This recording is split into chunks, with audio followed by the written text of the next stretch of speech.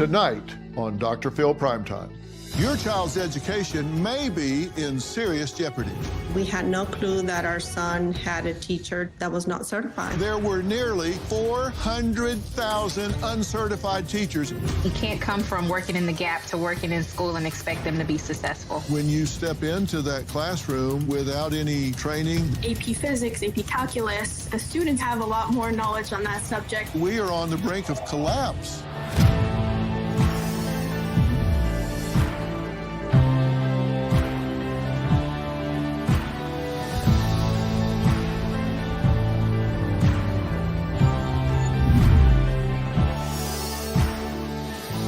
Parents, you need to listen closely to what we are discussing tonight. Why? Because your child's education may be in serious jeopardy. Think about this.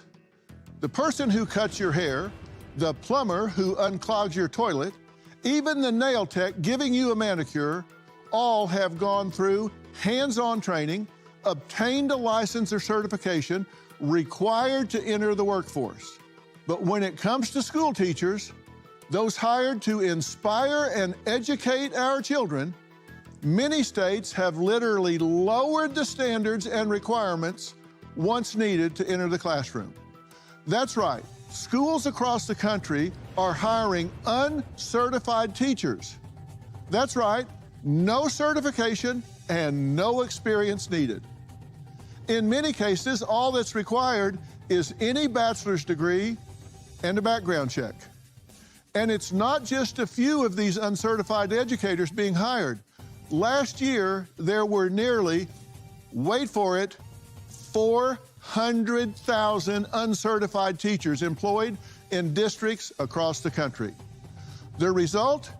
Research shows months of lost learning for students each year, as well as a serious impact on their future.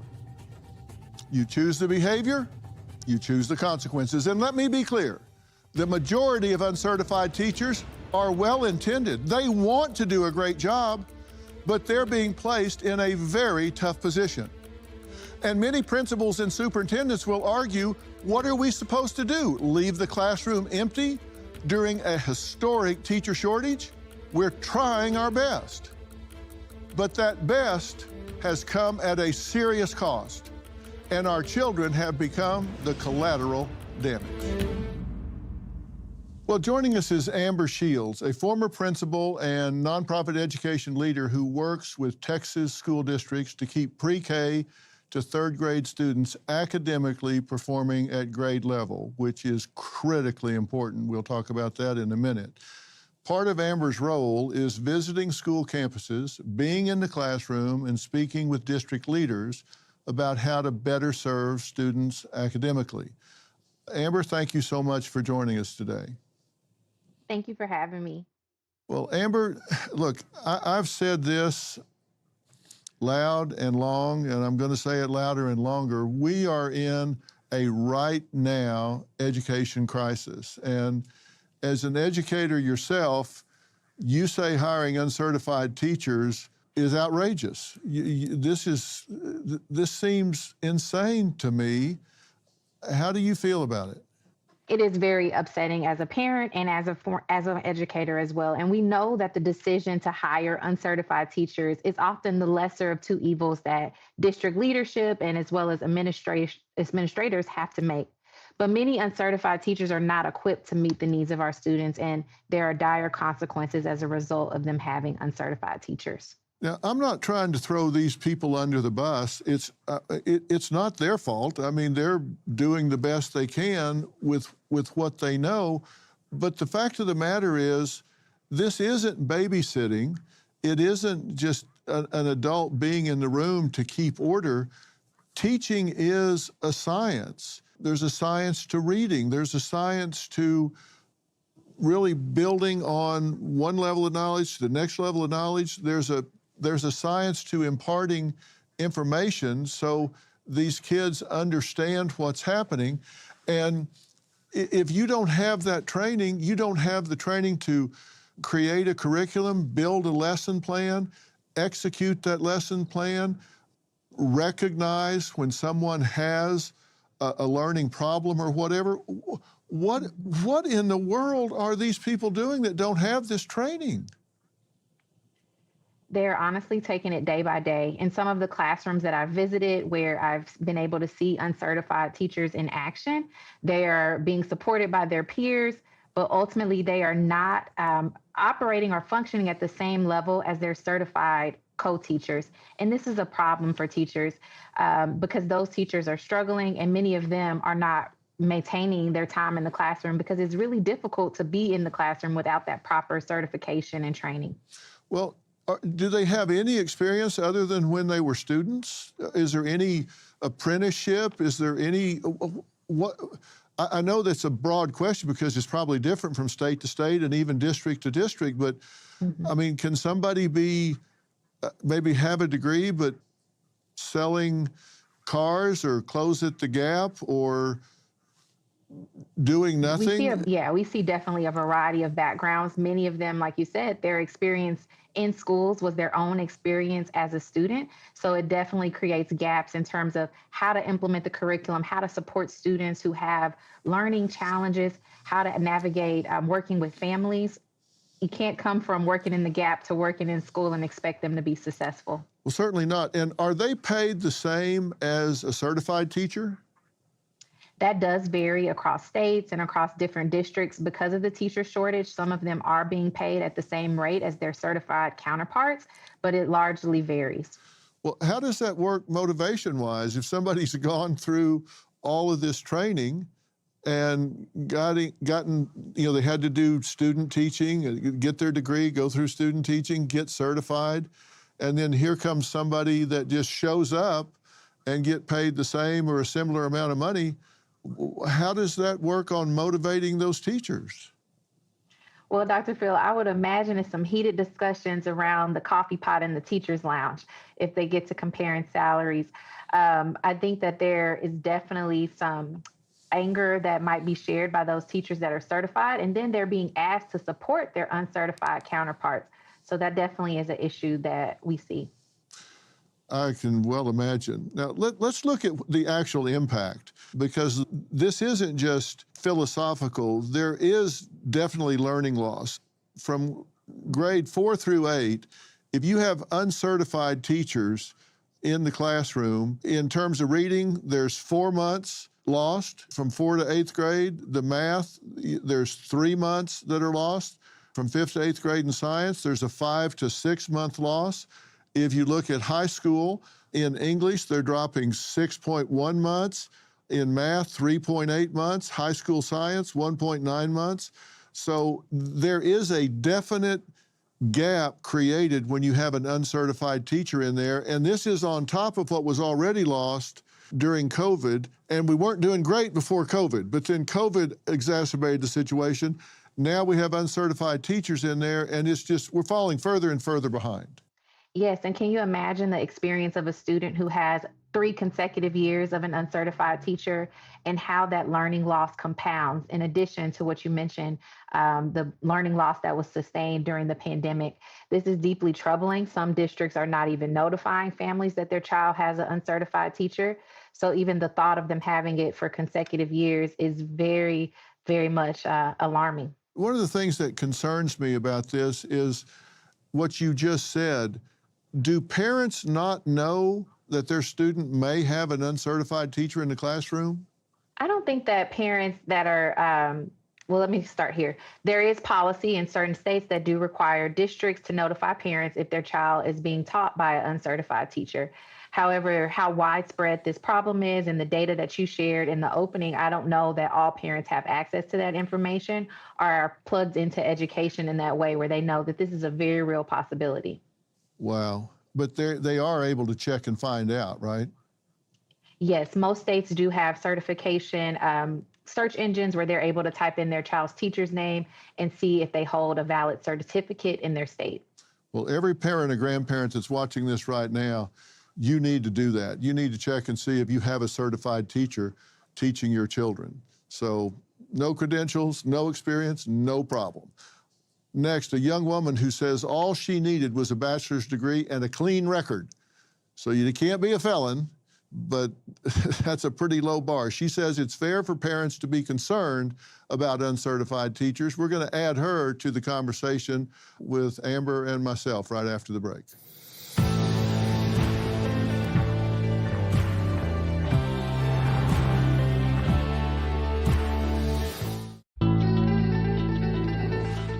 I will constantly advocate for people becoming a substitute teacher. If you literally have no clue what the heck you want to do, you don't even want to be a teacher. Be a substitute teacher, do it for a little bit, and figure it out later. Honestly, you get to pick your own schedule, your times, everything. It's lovely. Well, that was 23-year-old Jacinia, who says she was hired as a long-term substitute without even a formal interview, credentials, or experience. And she says all she needed was a 4-year degree that she had just earned, a degree that had absolutely nothing to do with education. Jacinia, thank you for being here and talking about this, because I really want to know what it's like for you when you step into that classroom without any training in creating a lesson plan or a curriculum or recognizing if a student is dyslexic or anything of the sort.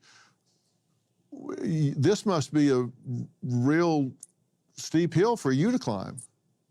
It definitely has been challenging. In the beginning, I started pretty fresh out of college, 2 months after I graduated. And it definitely, the confidence of being in front of a classroom came through experience.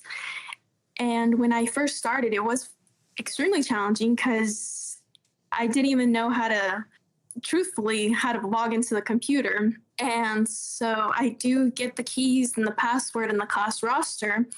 And sometimes you're greeted with a lovely lesson plan from the teacher, and sometimes you're not. And so when the case comes when you're not greeted with that lesson plan, you kind of go through your, bag and book of tricks that you can implement in these classrooms. And I always kind of go with the 1% better. How can I make these students 1% better with what I have to offer? And so whether that's kind of doing their homework or, working on the project that they were doing the day before, the day is always different and the student's always different versus the grades. Right. Now, Amber, Jacinia has been offered, she doesn't take them, but she's been offered 30-day stints as a substitute, where she has been offered to take an entire month to substitute and teach these children. What do you make of that, Amber?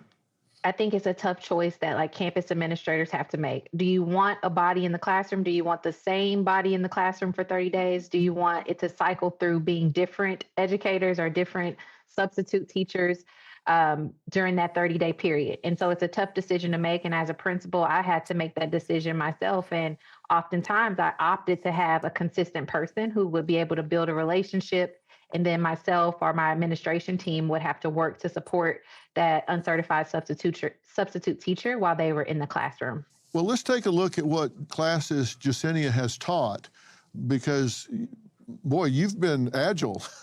Jacinia, you've been all over the place. She's taught 1st and 2nd grade math, 6th grade math, 8th grade AVID, 9th grade math and English, 11th grade math and English, 12th grade history and science, and high school band and art. So you're like a Renaissance woman. I mean, you've taught just about everything at every level. And you said, in all honesty, a kid that's passionate about a subject can probably teach the class better than you can. In some subjects, in some circumstances, they can definitely teach the class a little bit better, especially in the pre-college level courses, AP Physics, AP Calculus, and whatnot. They have a lot more knowledge on that subject right now with the training that I've been given. Let me be very, very clear here, Jacinia. I'm not being critical of you at all.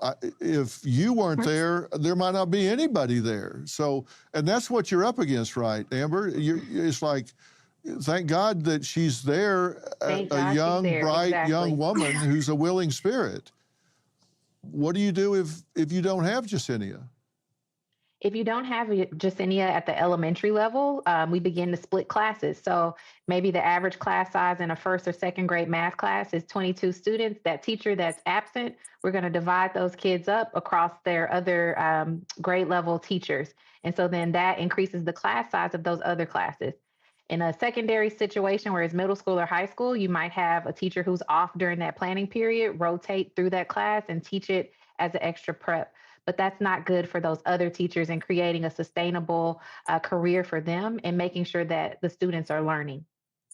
Now, Jasenia, you say some schools don't even care who you are or what you're doing. They give you no support. Other schools really do, and some, you say, just kind of leave you hanging. That is true. And I think that's a good thing and bad thing about substitute teaching is you can go to so many different schools and pick the class and teacher and subject. And what I personally have found best fits me is I like going to the schools and continuous classes that I personally feel that I can best support and best support me. So the schools that do guide me and give me a little bit more support, I love coming back to because I feel the most supported, as well as the subject that I'm there to teach. I feel as though when I do come repetitively, not only am I a young teacher that the kids can kind of relate to, but I'm also able to just kind of make connections where if I'm repeatedly going to different classes in different schools, I wouldn't have made then. And again, I want you to understand, Amber's not being, nobody here is being critical of you. You're doing the best you can with what you have, so please understand that. Because I'm going to add a mother who says she was stunned to learn one of her son's sixth grade teachers was uncertified and has been teaching her son, not for days, not for weeks, but for months. And now she's demanding answers. I want us to have this completely transparent conversation about this because people are watching that need to understand what's really, really happening. So we'll come back to that right after this break.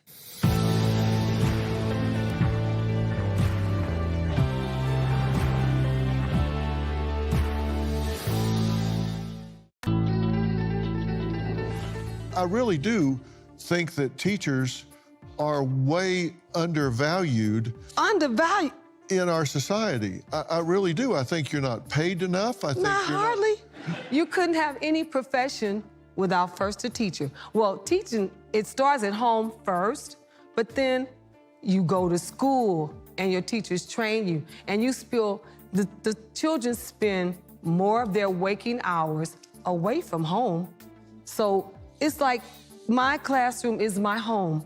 Oh, preach on, sister. And I hear you come you. in here, and I treat you just like you're a child of mine. What we value most in life are our children, and we turn them over to teachers 40% of our waking hours. That's where they go to have their minds shaped, and that's where they learn to go to the next level in life and be able to read and communicate and get consequential knowledge so they can take care of themselves in the world. How do you feel when one of them masters something and overcomes something that they weren't able to do before? Oh, it's like the light comes on. It's like, you got it. I don't care when you got it, as long as you get it. Yeah. That's what's important. I'm back with Amber and Jasenia, and we're going to add Aurora here in just a minute. But I had a couple of things I wanted to cover first. Now, Jasenia, you have a degree, and what's your degree in? My degree is from University of Hawaii at Manoa in communicology. Okay. And what did you plan to do? What's your career goal long term?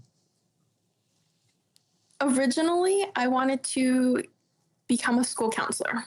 Uh-huh. Do you think that's something you'll do eventually? Eventually, yes. I think I would love to see myself as a school counselor. I think being in the classroom has definitely changed it a little bit for the better and for the best way. But you never, under any theory, planned to teach all of these subjects and be in the classroom grinding out through these subjects every day? No, that was not the plan. Yeah, and Amber, it takes a special kind of person to do that, right? I mean, people that teach don't do it to get rich. We know that. I don't know a teacher that doesn't get in their own pocket to get resources for their classroom. Seriously, I always shudder when I talk to teachers that someday they're going to divide the number of hours by the pay they get and figure out what they're making per hour, and they'll all quit because they work so many hours for so little pay. It takes somebody that just really wants to be an educator to really do it and be passionate about it. Is that a fair statement? I think so, Dr. Phil. It is definitely hard work. It is, and you have to have a passion for it. You got to have a passion where I always say there are different kinds of currency. There's monetary currency, social currency, spiritual currency, emotional currency, and a really passionate teacher has to get currency. They have to be paid off by shaping young people's minds. They have to really get something out of watching young people blossom and grow and learn and become more self-sufficient. It takes a certain kind of person that cares about that sort of thing. Mm-hmm. Why do you think, Amber, people are leaving this profession and not entering this profession? I think it's important to people, especially coming out of college, that they're able to make and earn a living wage.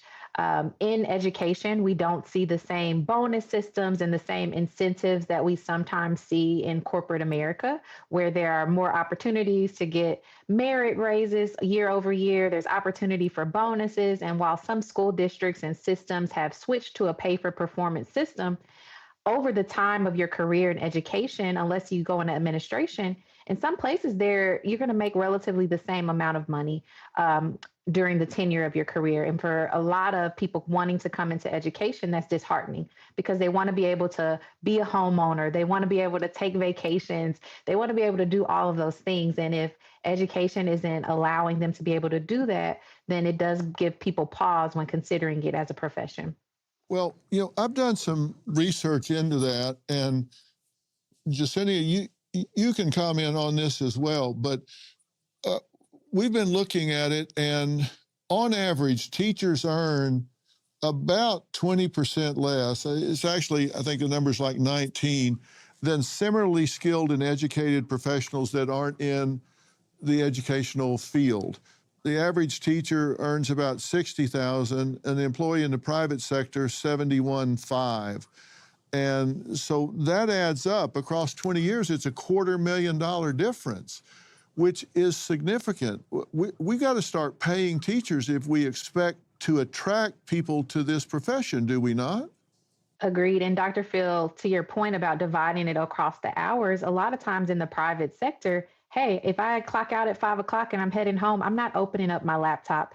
Teachers are sometimes have these unspoken expectations that they'll continue to do lesson plans and they'll continue to do other things in the evenings, whether it's attending PTA meetings or facilitating and supporting student events.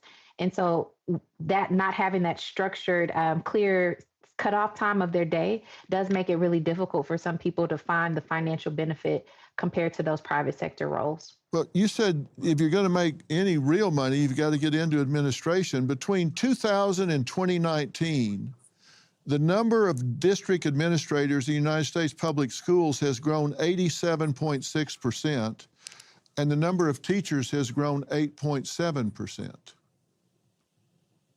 So it seems to me we've got a problem educating our students, but we're adding administrators at a massive rate compared to the number of teachers. We're at 8.7% teacher growth in a 19-year period and 87% administrators. That's a 10-to-1 ratio.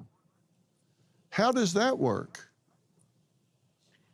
If I had to make an assumption, I would also consider just the topic that we're talking about, when we talk about how the workforce has evolved and the experience level of the teachers has caused some districts to create more administrative roles to support and develop these uncertified or novice teachers who are certified and they have like 0 to 5 years of experience. Because the workforce is changing, there's a different need in terms of administration and the type of support that this workforce needs. Yeah, that's a 10-to-1 ratio. I don't know how that works. We're going to take a break. When we come back, I want to add Aurora and see how she feels about discovering her child is being taught by an uncertified teacher after the break.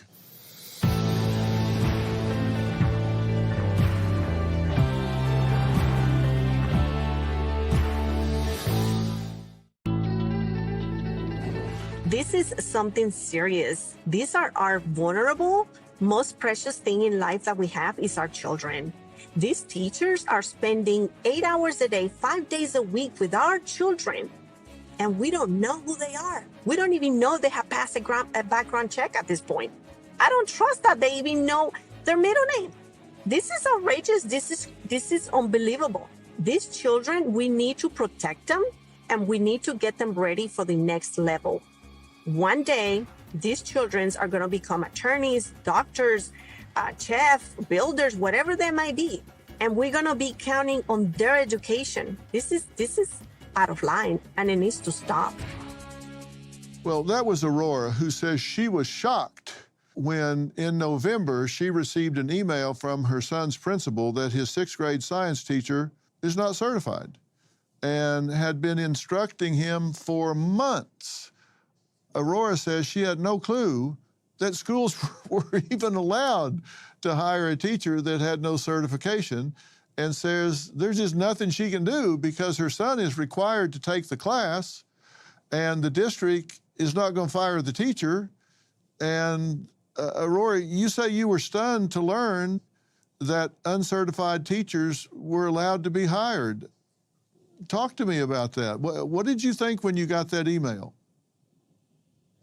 Yes, Dr. Phil, I was in shock, and I couldn't believe it because it had been several months, and we had no clue that our son had a teacher teaching him all those months that was not certified. Uh-huh. And how's he doing in science, or do you have any way of knowing? I wouldn't know if he's doing what he's supposed to be doing, if he's at peer level with the rest of the classmates on other schools or different grades. I have no clue. I do not know. Right. And you put a premium on education. That's important to you. It is very important. I'm a mother of 9 children. Our older ones are graduated from college, very successful. And education is very important. We educate our children at home, and we send them to school. They're supposed to get the education from school to get ready for the next level and for their future. We want them to be successful, and we don't know the certified teachers that are certified. The ones that are certified are teaching our kids what they're supposed to, but there are so many that are not certified, that are not qualified, and there are many that have gotten certification that are not even real, that are fake. And you said that the uncertified teacher had spelling errors in her homework assignment. We have had that happen as well. We have to bring it up to them, and some work levels where they have been taught certain things, and the teaching method is not how we as parents would teach it. You would think that teachers will have a better method of teaching. So we have to correct those things. How has the school responded to your inquiries? Did they defend it? Did they justify it? Did they apologize for it? What was their attitude? You will never get an apology from things like that happening. I received the email. We contacted the principal and asked why it took so long to notify us parents, because after 30 consecutive days, they're supposed to notify us, and it's been more than 90 days. The response was, when I asked who's responsible for this, The principal said the district is responsible. When I reached out to the district said that the principal is responsible. So we don't know at this point who's responsible. We did get into it more with the district, and at the end, they sent us a letter, an email letting us know that from now on, they are going to put in the system something that allows them to know right at 30 days of consecutive days, a teacher or a substitute teacher teaching a subject that they're not certified on, they will notify parents right away. That's a system that should have been in place from the beginning. Well, but that doesn't solve the problem, though. That just tells you that it's happening. I want to hear what Amber has to say about that, because the solution is hard. And we're going to look at just how some states have dropped the bar for becoming a teacher. I'll show you what I mean when we come back.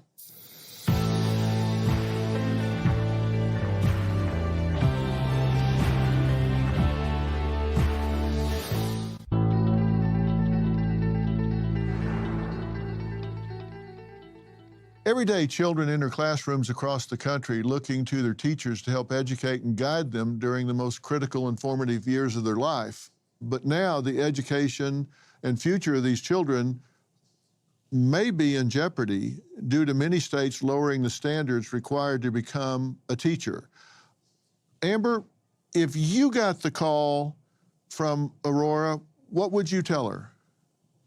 Unfortunately, I would probably share similar sentiments as what was shared with her by the administrator at the campus. However, I would have informed her that our state policy does allow us to hire uncertified teachers.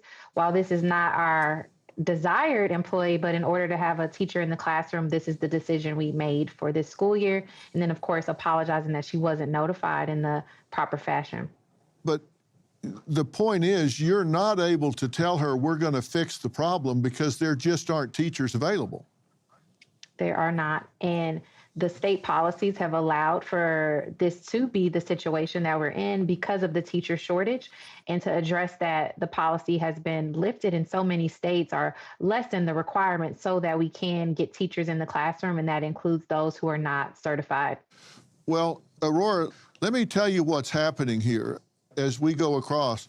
In California, for example, they've lowered the requirement to a bachelor's degree or higher in any subject is all that's needed. Just any subject. Doesn't have to be in science. They can be teaching science.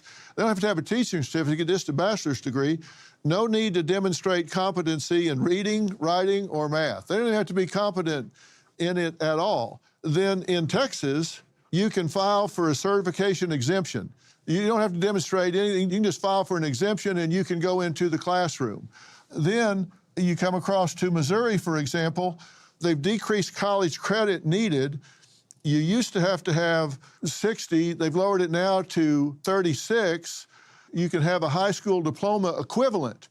You can have a GED and earn a sub-license with 20 hours of training. So you can have somebody that's got a GED preparing your child to go to college in Missouri. Then in Florida, veterans can apply without earning a bachelor's degree. They just need some college, and I think they have to be at least enrolled in college. And then we come over here to North Carolina.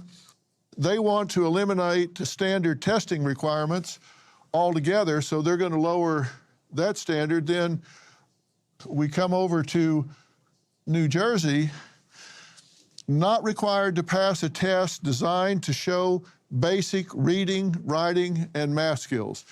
So the teacher doesn't even have to demonstrate that they have basic skills in reading, writing, and arithmetic. It's headed in the wrong direction, Mom. This is not a good situation, which is why I say we are on the brink of collapse in this situation. And I'm not sure if I was a principal, I don't know what I would do. There aren't teachers available, and I don't think they're going to become available if we don't start paying them. Next, I want to talk about when it comes to a child not being able to read, there's more at stake than a grade. This is a serious long-term impact, and I'll show you what I mean when we come back.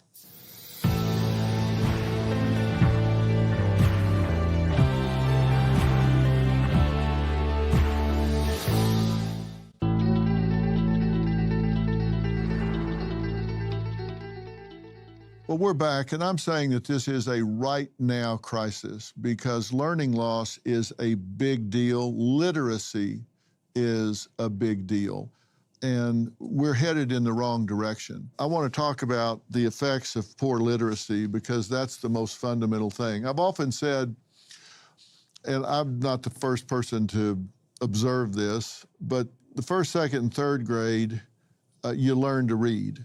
And from fourth grade on, you read to learn. So the first three grades, you're getting the tool, and then from there on, you use the tool.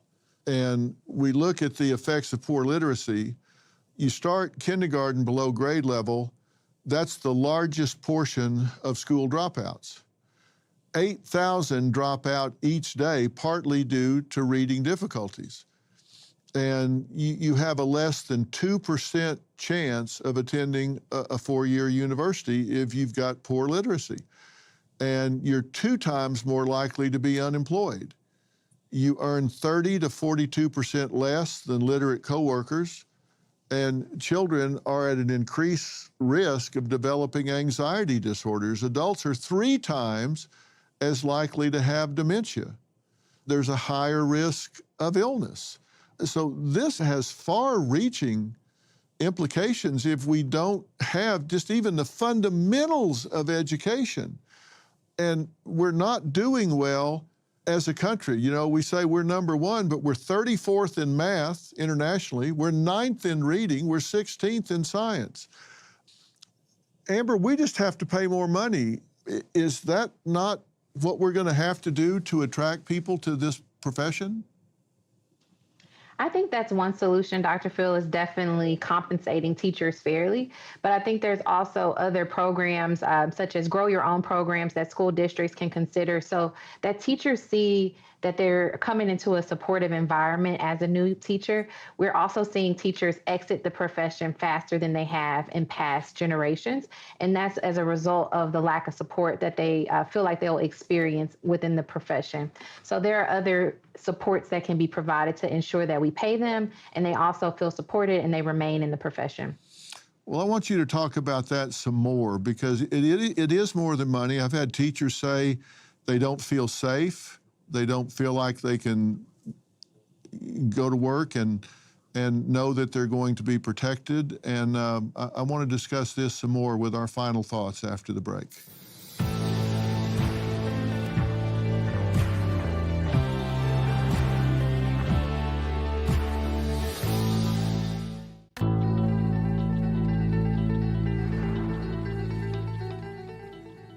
Well, I've been talking to a former principal, a substitute teacher, not certified, but a substitute teacher, and a parent, all who agree we have a broken education system where children are the ones paying the price. Aurora, what do? Do you have a plan? How do you plan to mediate this situation? Continue to check and make sure that our children have certified teachers, and if they don't, then we're going to have to step it up and try to teach them ourselves whatever we can to keep them up to date on what they need to know and learn for the next step. Well, parents have to be involved. Amber, you said there's more to it than just the money. That's part of it. And I talked about teachers that don't feel safe in the workplace. They have to feel supported, right? Dr. Phil, I think that while it's important what needs to happen in schools and systems, the map that you showed us early really illustrates that this is something our policymakers also have to revisit. In order for there to be more stringent certification requirements, we need to revisit some of the policies that have been established in this country that lessen those requirements to begin with. At a district and system level, we also need to ensure that teachers are being provided support when they enter the profession so that they're able to sustain. And things that can do that are instructional coaches, grow your own pipelines, or having mentorship programs within the school districts will help teachers to then feel supported, and hopefully they'll stick around.